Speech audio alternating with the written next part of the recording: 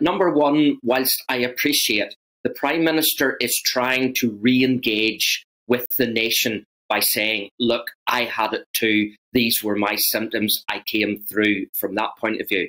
I suppose on the positive side, we can say that the Prime Minister is still keeping the issue of COVID and the pandemic on the table by expressing just how serious the COVID and its, shall we say, its various variants can be.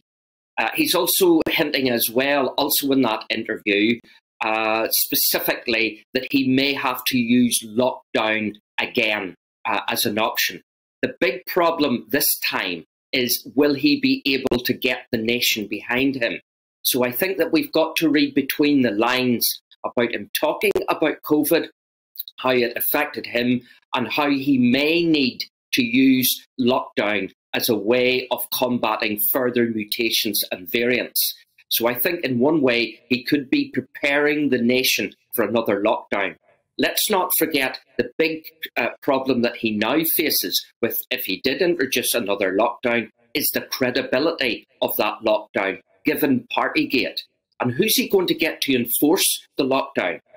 Is he going to pass the buck to the police? Exactly. That'll be a very interesting one if, and God forbid, in a way, it ever happens again. I wondered why he's apparently downplaying how seriously ill he was. When he first came out of hospital, there was a lot of emotion in his voice. He had been vulnerable. He was talking about how he must lose weight. He had been so ill, so scared, and was so thankful to the nurses who were literally just holding his hand and willing him through it. Is he trying maybe now to be a stronger sort of figure, the strong Prime Minister, instead of the vulnerable one he portrayed at first?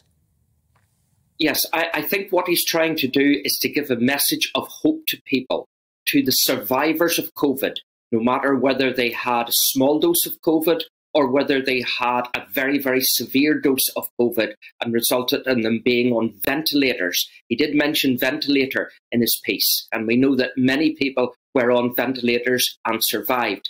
Tragically, many people were on ventilators and didn't survive. So I think that given all the Tory sleaze allegations that there have been over the recent years, given Partygate from that point of view, I think the Prime Minister wants to show that he is now a man in charge of the nation. And this is one way he can do it, by saying, look, I survived COVID, you can survive COVID, let's move forward together. Because don't forget, we are in election fever at the present minute. There's elections about to take place on May the 5th, right across the United Kingdom for various types of institutions. So perhaps there is a bit of electioneering by the Conservative Party here. Look, we've got a man in charge, we've got a man who's healthy, we've got a man who knows what direction he wants to take the country. About electioneering, what do you make of Rishi Sunak and this decision by his wife now to do an absolute U-turn on the non-dom status, which, you know, maybe he's going to appease a few people. It's going to cost her about £2.1 million in taxes. Will this be enough to get the Chancellor out of hot water on this one? I think there are two things that we need to take into consideration here, Stephen.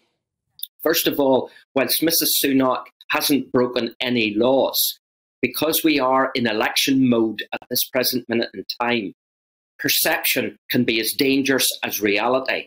And if the perception was that whilst many people are in the poverty line because of the pandemic, because of the situation in Ukraine, and they're having to either make the choice of heat or eat, and here we have somebody who is perceived to be allegedly tax dodging, that doesn't augur well for the Conservative Party.